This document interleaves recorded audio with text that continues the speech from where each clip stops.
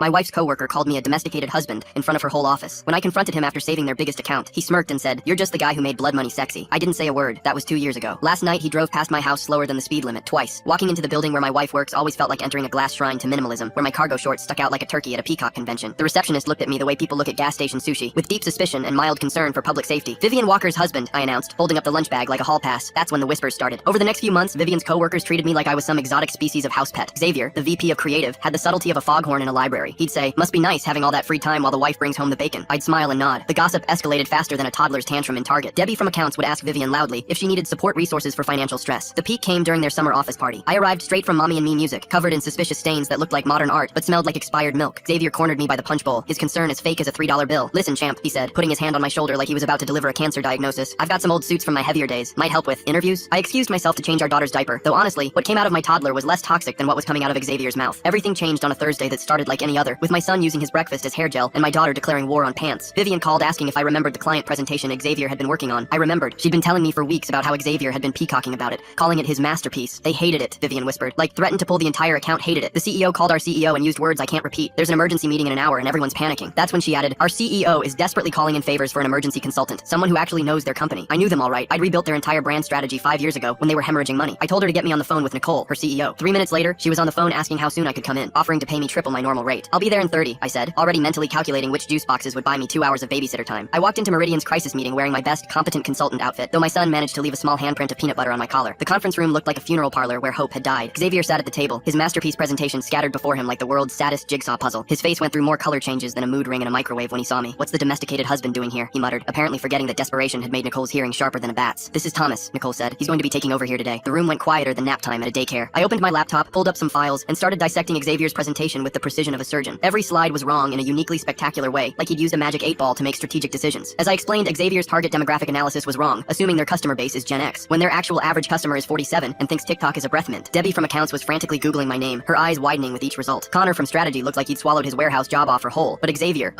wasn't done. His pride was wounded, and like a cornered possum, he was about to make terrible decisions. "If you're so brilliant," he spat, "why are you playing housewife while your wife works here?" The room collectively held its breath. Vivian covered her face. Nicole looked ready to commit workplace violence. I just smiled and said, "Because, Xavier, I made enough money selling my company to afford something you clearly can't. Choices and competency, apparently." I turned back to the presentation. 2 hours later, I'd rebuilt their entire strategy, and Xavier had the expression of a man who just discovered his fly had been opened during his wedding. I thought all was well, and the aftermath had been sweeter than the candy I'd confiscated from my kids' Halloween buckets. Only 3 weeks later, I was reviewing my consulting invoice when something odd caught my eye. There was a voicemail I'd missed. "Tom, we need to talk about what really happened 5 years ago. Xavier just sent us some very interesting files about your old agency." My blood ran cold as I remembered the one detail I'd left out of my heroic save, that my former company had been a consultant from when they nearly went bankrupt, right before I mysteriously retired early. Vivian walked in just as Xavier's email popped up on my screen. Subject line, "Your husband's not who you think he is. I wish I could tell you it ended there." I stared at the screen, my hands frozen above the keyboard. The Bloomberg article link in Xavier's email seemed to pulse with malevolent energy. My throat constricted as I read the headline, "Meridian Consulting's Thanksgiving Massacre: How One Firm's Aggressive Restructuring Led to 3 Employee Suicides." Vivian's footsteps echoed in the hallway. She appeared in the doorway, her work blazer still on, concern etching lines across her forehead. Her eyes darted to my face, then to the laptop screen. The subject line burned there like an accusation. "The real reason your husband retired." My mouth opened and closed like a fish gasping for air. The room suddenly felt too small, the walls pressing in. I clicked the link before I could stop myself. The article loaded, each paragraph a punch to the gut. November 2019, mass layoffs, 3 names, 3 faces in the memorial photos, 3 families destroyed. Vivian moved closer, her hand reaching for my shoulder. I flinched away, closing the laptop with more force than necessary. The sound cracked through the silence like a gunshot. In our bedroom 20 minutes later, I sat on the edge of our bed while Vivian stood by the dresser, arms crossed. The space between us felt like an ocean. I forced the words out, each one tasting like ash. Yes, I was the consultant. Yes, I restructured Meridian, but the company was failing. They would have lost everything. I saved hundreds of jobs by cutting 50. My phone buzzed. LinkedIn notification. Vivian's phone buzzed simultaneously. She glanced at it, her face paling. She turned the screen toward me. Xavier had found her profile, sent a message. "Ask him about the Thanksgiving terminations." I reached for her phone. She pulled it back, but I persisted, my voice steady despite the tremor in my hands. "Block him, please. Just block him." She didn't move. Instead, she opened Google on her phone, typing with deliberate precision. "Meridian 2019 layoffs." The search results loaded. She clicked the first link, a memorial page. Her finger scrolled down, stopped. Her sharp intake of breath told me she'd found it. The description of the unnamed consultant who recommended holiday terminations to maximize psychological impact and minimize organized resistance. Her eyes met mine. Recognition dawned in them like a terrible sunrise. She knew my methods. She'd heard me talk about optimization strategies over dinner for years. The precision, the timing, the calculated approach that made me so successful. 3 days passed in a blur of strained silences and avoided glances. Then Thursday arrived with a gut punch. Our daughter came home from school, her little face crumpled with confusion. Emma's birthday party was this weekend. She'd been uninvited. The invitation rescinded via a terse email from Emma's mother. I knew that name. Angela Morrison. The pieces clicked together with sickening clarity. Angela had worked at Meridian. Accounts receivable. One of the 50. That evening, I sat in my home office, staring at a blank document. My fingers hovered over the keyboard. Should I reach out to the affected families? Explain my side? The cursor blinked accusingly. I started typing. The company was failing. Paused. Added, but that that doesn't excuse everything. Deleted it all, started again, deleted again. Finally closed the laptop and retrieved a hidden external drive from the back of my filing cabinet. School pickup the next day became a gauntlet. Whispered conversations died as I approached. Parents suddenly found their phones fascinating. I collected my son from his classroom, his small hand warm in mine. As we walked to the car, he looked up with innocent eyes and asked why Emma's mom had pointed at us and called me that man. The weekend brought another surprise. Saturday morning, I opened our front door to get the newspaper and found a manila envelope on the doormat. No postage, hand-delivered. Inside were printed screenshots of my old LinkedIn posts. My own words mocked me from the pages. Proud to announce another successful streamlining at Meridian Corp. 30% reduction in overhead achieved in record time. Posted 2 weeks after the first sewer slide. I carried the papers to the backyard, my hands shaking. The fire pit hadn't been used since summer. I crumpled the pages, struck a match. The smoke curled up into the morning sky. Movement caught my eye. Our neighbor, Mrs. Chen, peering over the fence. Her expression shifted from curiosity to concern. She disappeared quickly, but I saw her through the kitchen window, phone pressed to her ear. Monday brought new developments. Vivian showed me a text from her sister Rebecca. Someone from her company had connected with her on a dating app. Seemed very interested in talking about Rebecca's family. So Thomas is this big shot consultant who retired early after making bank. But now Xavier's digging up dirt about those Meridian layoffs from 5 years ago? I'm curious why Xavier waited until after getting humiliated to pull this card. Seems like he's been. Specifically about her brother-in-law's current work situation. The messages felt probing, calculated. Xavier's campaign was expanding. 5 families received detailed emails about potential legal action. Not threats exactly. Just information about their rights, about statutes of limitations, about class action possibilities. My name wasn't mentioned directly, but the implications hung heavy as storm clouds. That night, Vivian moved to the guest room. I heard her through the thin walls typing on her laptop. The search history she left open the next morning told its own story. Spouse hidden past, corporate liability for consultant actions, protecting assets in civil lawsuits. I spent Tuesday morning in the basement, going through old boxes until I found it. The external hard drive I'd hidden away, containing all my consulting files from 2019. My hands trembled as I plugged it in. The files were all there. Spreadsheets, presentations, emails, including one dated 2 weeks before the first termination, where I'd outlined voluntary exit incentive tactics using carefully coded language. Phrases like encourage self-selection and optimize departure timing that meant something very different in practice. Wednesday's Mommy and Me group was my weekly anchor, a place where I was just another parent. But when I arrived, the coordinator pulled me aside. Several members had expressed discomfort. Perhaps I could skip this week's session just until things settled down. Her smile was sympathetic but firm. Thursday brought a call from our financial advisor. Someone had contacted his office with an unusual inquiry about our accounts, claiming to need employment verification. They'd used Vivian's maiden name, known only to close family and old friends. He'd refused to provide information, of course, but thought we should know. By Friday, I couldn't take the passive waiting anymore. I drove to the coffee shop on Maple Street, the one Xavier had mentioned in one of his LinkedIn posts. There he was, at a corner table with Angela Morrison. I chose a seat close enough to hear but angled away, opened my laptop and pretended to work. Angela was crying. Her husband's depression after the layoff, the medication costs, the therapy bills. Her voice cracked as she pulled out a folder. My stomach dropped. She had my presentation slides, the ones about identifying flight risks and managing termination messaging. She slid them across to Xavier, mentioning her lawyer's name. The school counselor called Vivian that afternoon. Nothing alarming, she assured, but our daughter seemed worried about keeping secrets. Had mentioned something about mommy and daddy fighting. Just wanted to check if everything was okay at home. Over the weekend, Vivian mentioned she'd noticed Xavier at her gym twice, different times of day. He'd smiled, waved, acted surprised to see her. She'd also received several LinkedIn views from legal professionals she didn't know, all specializing in employment law. Monday morning, Connor from Vivian's office called me directly. We'd barely spoken since the consulting incident. His voice was strained. He wanted me to know that Xavier's father had been struggling before the layoffs, yes, but the way it was done, the timing, the method, it was cruel. He hung up before I could respond. I reached out to a former colleague, asked him to monitor Xavier's LinkedIn activity. The report back was concerning. Xavier was systematically connecting with employment lawyers specializing in wrongful termination, building a network, preparing. The restraining order attempt came on a Thursday. Xavier filed it claiming harassment and stalking, citing the coffee shop incident. The judge denied it, insufficient evidence of threat, but the legal fees to defend against it drained our emergency fund. $5,000 to prove I hadn't done anything wrong, yet. Friday evening, Vivian's mother called. Such a nice young man had introduced himself at the grocery store. So polite, so concerned about our family. He'd mentioned working with Vivian, hoped everyone was doing well during these difficult times. Xavier was expanding his reach, mapping our entire family network. As I sat in my home office that night, surrounded by legal documents and bank statements, I realized this was just the beginning. 25 moves into Xavier's chess game, and he was still just positioning his pieces. The real battle hadn't even started. The hidden hard drive sat in my desk drawer like a ticking bomb. Evidence of my methods, my calculations, my careful optimization of human resources that had optimized 3 people right into their graves. Outside, suburban life continued its peaceful rhythm, unaware that 2 men were preparing for a war that would leave no winners, only casualties. My phone buzzed. Another LinkedIn notification, another connection request from another lawyer, another piece moving into position on Xavier's board. Xavier's calculated assault on my reputation intensified over the following weeks. He'd positioned himself at Vivian's parents' favorite coffee shop, expressing concern about my mental state. He mentioned witnessing me watching him at the Maple Street location, conveniently omitting that he'd orchestrated the meeting with Angela Morrison specifically to draw me there. I began recognizing his pattern. Social media posts from family members revealed Xavier appearing at their regular haunts. The Saturday farmers market where Rebecca shopped, the park where Vivian's father walked his dog. He was mapping our entire family's routines, studying us like specimens under a microscope. The daycare called with troubling news. Someone had attempted to ask questions about our children's schedules and emergency contacts. The staff refused per policy, but they wanted us aware of the unusual interest. My hands clenched the steering wheel as I drove home, knowing Xavier was probing for vulnerabilities. Rebecca texted Vivian in alarm. During their coffee meeting, Xavier had casually mentioned Vivian's college nickname, something only found in decade-old Facebook posts. His research went deeper than we'd imagined. Every digital footprint we'd left became ammunition in his arsenal. A local business journal published an article about corporate accountability, featuring Xavier as a source. He never mentioned my name, but his quotes about consultants who prioritize profits over people and the hidden cost of aggressive restructuring painted a clear picture for anyone following our situation. The official notification arrived on a Tuesday. Child Protective Services would conduct an investigation within 30 days based on an anonymous report of potential neglect. The complaint cited a parent's unstable behavior and concerning isolation of children from community activities. My stomach churned as I read the bureaucratic language that could tear our family apart. 2 fathers from school approached me separately at pickup. Xavier had contacted them about signing a community safety petition. Both declined, but their discomfort was evident. One mentioned that Xavier seemed obsessed, spending hours researching legal precedents on his phone while their kids played at the park. Through Connor, I learned disturbing details about Xavier's father. 2 performance warnings had been documented before I'd even arrived at Meridian. The man had been struggling with prescription costs for his wife's cancer treatment, leading to decreased productivity. This context didn't absolve my actions, but it complicated Xavier's narrative of a stellar employee destroyed by heartless restructuring. My phone lit up with a Facebook message from an unexpected source, Xavier's ex-girlfriend from 3 years ago. Her warning chilled me. Xavier had spent years planning elaborate revenge against his graduate thesis advisor, who'd given him a failing grade. She'd watched him systematically destroy the professor's reputation through anonymous complaints and coordinated student protests. The pattern was familiar. At the next PTA meeting, I sat silently in the back row, while Xavier raised concerns about community values and the importance of knowing who had access to our children. His meaningful glances in my direction weren't subtle. Several parents shifted uncomfortably, caught between sympathy for his loss and discomfort with his methods. Vivian's office holiday party loomed next week. Rebecca mentioned that Xavier had asked to be her +1, claiming he wanted to support her during this difficult family time. The thought of him circulating among Vivian's colleagues, planting seeds of doubt about our marriage, made my jaw clench. Debbie from accounts reached out privately. Her conscience had been bothering her since the consulting incident. She admitted that a termination list had existed before my arrival, but I transformed it into something more targeted. My suggestion to use performance reviews to justify for-cause terminations had saved the company unemployment insurance costs while destroying families' financial safety nets. The weight of that decision pressed down on me like a physical force. During our daughter's soccer game, Xavier volunteered to take a team photo with Vivian's phone. Later, she discovered location services had been activated for all contacts. Neither of us could prove who'd made the change, but the violation of privacy added another layer to our growing paranoia. Through Rebecca, Xavier delivered an ultimatum: donate $100,000 to an emergency fund for affected families, and he'd cease his campaign. The amount was calculated, enough to hurt but not bankrupt us. Rebecca's hands shook as she relayed the message, clearly uncomfortable being used as an intermediary. Vivian discovered her location sharing had been enabled for all contacts. We spent an hour checking our phones, tablets, and laptops for any other security breaches. Trust eroded between us, as we each wondered if the other had made changes for their own purposes. Well, Xavier just went from concerned citizen to full-time revenge hobbyist. The man's treating stalking like it's his new CrossFit routine. Nothing says I'm handling grief well, quite like memorizing your enemy's wife's college nickname from ancient Facebook posts. Xavier had managed to weaponize our own suspicions against each other. Cleaning out old files, I found the receipt that changed my perspective. A luxury vacation booking dated 1 week after the Meridian layoffs. My bonus had been 10% of the company's savings from the restructuring, enough for first-class flights and 5-star hotels, while terminated employees struggled to pay rent. The paper crumbled in my fist as shame washed over me. Xavier's influence grew as 2 more families joined his information-gathering network. He'd shared my original optimization presentations with them, highlighting phrases like deadwood removal and efficiency maximization that sounded inhuman when applied to people's livelihoods. The clinical language I'd once prided myself on now read like a sociopath's manifesto. Digging deeper into my old files, I discovered documentation that made my stomach turn. I'd recommended challenging unemployment claims to discourage other employees from leaving. One of the sewer slide victims had been denied benefits based on the for-cause termination I'd engineered. His family's finances had spiraled while fighting the decision. My signature on the recommendation felt like blood on my hands. Vivian refused to take sides, but admitted she'd been documenting our conversations in a notebook hidden in her car. She was preparing for potential legal issues, maybe even separation. The woman who'd once trusted me completely now treated me like a liability to be managed. Rebecca's phone revealed the extent of Xavier's surveillance. He'd been screenshotting their text conversations about me for 3 months, building a profile of my habits, weaknesses, and family dynamics. Every casual mention of my whereabouts or mood had been cataloged for future use. The urge to retaliate grew stronger. I researched private investigators, considering hiring one to dig into Xavier's past, but stopping myself at the last moment, I realized I was becoming exactly what Xavier claimed, someone who destroyed others to protect himself. The investigator's website stayed bookmarked but unclicked. During school pickup, Xavier appeared beside my car. He mentioned seeing our daughter's favorite teddy bear alone at the park, describing its location with unnerving accuracy. The implicit threat about our children's vulnerability made my hands shake as I buckled them into their car seats. He smiled and walked away before I could respond. Nicole finally admitted the truth during a private meeting. She'd known about the family impacts of the restructuring, but needed quick results to make Meridian attractive for acquisition. We shared culpability in the tragedy, both prioritizing financial outcomes over human costs. Her confession offered no comfort, only confirmed that the system rewarded those who could stomach such choices. Xavier's support network began fracturing when an employment lawyer explained the weak legal case. At-will employment laws meant the terminations, while morally questionable, were legally sound. Several families withdrew from his campaign, exhausted by false hope and unable to afford continued legal consultations. The school community split into 3 distinct camps. Team Thomas consisted mainly of other stay-at-home parents who feared their own past careers being scrutinized. Team Xavier drew from those who'd experienced corporate downsizing, but the majority formed a third group, parents who wanted both of us gone, viewing our conflict as a toxic influence on the community. A petition circulated requesting a fresh start through voluntary withdrawal of both parties. Financial pressure mounted as I liquidated retirement investments. The potential lawsuit required preparation, and Vivian needed assurance that the children's futures were protected regardless of what happened to me. I told her it was for our family's security, but we both knew I was preparing for war. Xavier's carefully constructed image cracked during a conversation with Rebecca. His initial approach had been calculated, but he claimed genuine feelings had developed. Rebecca recorded the conversation, uncomfortable with being manipulated but unsure whose side deserved support. His admission revealed the complexity of his motivations, genuine grief twisted into targeted vengeance. Other stay-at-home parents reached out privately with messages of support. They understood the judgment I faced, the assumptions about my worth based on my employment status, but none would risk public association with someone tainted by scandal. Their off-the-record conversations offered hollow comfort. Xavier's obsession began affecting his work performance. His supervisor documented concerns about missed deadlines and distracted behavior. He spent work hours researching legal options, printing documents about wrongful termination suits, and making personal calls during meetings. The very focus that made him dangerous was undermining his professional stability. Angela Morrison revealed the final piece of the puzzle. Xavier's father's termination letter had referenced a pattern of errors, using the exact template language I'd created. My methodology had become Meridian's standard practice, institutionalizing the cold efficiency I'd pioneered. Every termination since bore my fingerprints, even those I'd never directly influenced. Despite everything, I maintained our family routines. Morning drop-offs, afternoon pickups, soccer practices, and bedtime stories continued with forced normalcy, but cracks showed everywhere. Our daughter asked why she and Emma no longer played together, her innocent confusion a knife to my heart. Children absorbed adult conflicts like sponges, no matter how we tried to shield them. Vivian's family divided over the situation. Her parents maintained careful neutrality, prioritizing their relationship with their grandchildren, but her siblings openly supported Xavier's position, viewing me as a corporate monster who'd infiltrated their family. Holiday planning became a minefield of negotiations and separate celebrations. Xavier's credibility took a hit when a former colleague revealed he'd been fired from his previous job for creating a hostile work environment. His pattern of obsessive grievances and targeted campaigns emerged, but this revelation came too late to fully restore my reputation. The damage was done, the community's trust shattered. Our marriage counselor suddenly became unavailable for appointments. Vivian and I argued about whether Xavier had contacted her, spreading his poison even into our attempts at healing. Trust eroded further as we questioned every inconvenience, every setback, wondering if Xavier's hand was behind it. A local parenting blog published a piece titled, "When Past Careers Haunt SAHPs," that might as well have used our names. The details matched too perfectly. The corporate consultant turned stay-at-home parent, the workplace confrontation, the community fallout. Comment sections filled with judgment from strangers who knew only fragments of the story. Reviewing old performance evaluations, I found evidence that Xavier's father's medical leave requests had been reclassified as performance concerns in the system I'd designed. Time off for his wife's chemotherapy appointments became attendance issues. Bereavement leave after her death was noted as lack of focus. My efficient system had transformed human tragedy into data points justifying termination. Vivian's annual review arrived with troubling language about external distractions affecting team dynamics. Her partnership track, once assured, now showed jeopardy. Xavier's campaign had achieved its goal of making my sins affect those I loved. She worked late every night, trying to overcome the stigma of association with me. During a private conversation with Rebecca, Xavier's mask finally slipped completely. When she suggested moderation, perhaps focusing on healing rather than revenge, his face contorted with cold fury. He accused her of betraying his father's memory, of being corrupted by her family's privilege. Rebecca left the meeting shaken, finally understanding the depth of his rage. The realization hit me during a sleepless night. Any victory in this battle meant my children would grow up known as the kids whose father drove people to sewer slide. No amount of context or justification would erase that label. They'd carry my choices like a genetic disease, affecting their friendships, their opportunities, their own sense of identity. I spent days crafting a letter to Xavier, acknowledging the pain I'd caused while defending the business necessity of my actions. Each draft felt either too apologetic or too defensive. Finally, I settled on simple truth. I'd optimized human resources like numbers on a spreadsheet, forgetting the families behind each data point. I mailed it to his workplace, hoping for reconciliation but expecting escalation. The workplace consequences for Xavier mounted. The office manager requested he work from home due to the disruption his campaign caused. His colleagues, initially sympathetic, grew tired of his obsession dominating every conversation. He'd transformed from a grieving son into a disruptive force, but blamed the consequences on his pursuit of justice rather than his methods. Rebecca provided Vivian with a recording that changed everything. Xavier had admitted targeting her specifically for information access, viewing her as the weak link in our family's defenses. His calculated manipulation of her trust, disguised as romantic interest, revealed the depths of his planning. Even Vivian, who'd maintained neutrality, felt sickened by the exploitation. Xavier's performance improvement plan at work documented his refusal to acknowledge any professional shortcomings. He attributed every mistake to the stress of seeking justice, unable to see how his obsession had consumed his competence. His supervisor's notes showed increasing concern about his stability and judgment. Xavier's telling himself he's doing this for his dad while sabotaging his own job and life. The guy's documenting Thomas's every move but can't see how he's destroying himself in the process. That's some serious blind spot he's got there. I watched Xavier's car creep past our house after dark, his headlights moving deliberately slowly. I documented the date, time, and license plate, building my own file of evidence. The hunter had become prey to his own tactics, each of us cataloging the other's movements in an endless cycle of surveillance and suspicion. Vivian delivered her ultimatum with exhausted resignation rather than anger. Handle this through legal channels or lose her and the children. She couldn't make eye contact during the conversation, her voice flat with emotional depletion. The marriage that had survived career changes, financial stress, and parenting challenges was crumbling under the weight of my past. Xavier's termination from his job happened on a Tuesday that started with security escorting him from the building. I learned about it through Connor, who described Xavier's final moments at the office, muttering about justice while glaring at colleagues who'd grown tired of his disruption. Within hours,